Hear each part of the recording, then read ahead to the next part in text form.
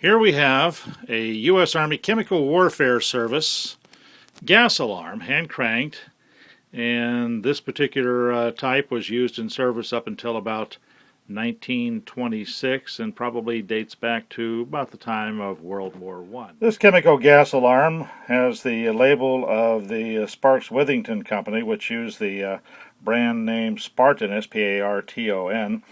This company made radio gear in the early 20th century and made one of the first electric car horns, which was an electric horn used on the old Hudson automobile.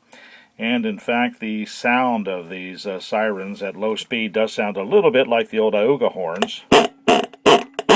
That's the sound you get just turning the crank a couple notches. So we'll crank her up and let you hear how this thing sounds. And again, this was for the gas alarms. They wanted to have a distinctive sound so that you would know to grab your gas mask, that it wasn't just an air raid, for instance.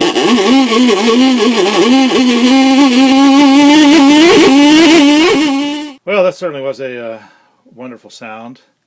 I'm recording this on my iPhone, and the microphone, while very sensitive, did not really pick up a great depiction of that. In fact, most camcorders would have a hard time doing that because they have automatic volume control things that'll kick in to kind of mute it a bit. But it would get you out of the bunk quickly at night.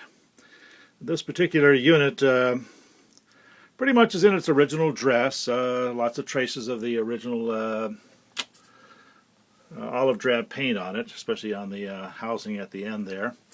The horn appears to perhaps be made out of steel, and it has a lot of the original coating on it. Most of the ones I've seen elsewhere online have lost the original coat, stripped down, repainted, that sort of thing.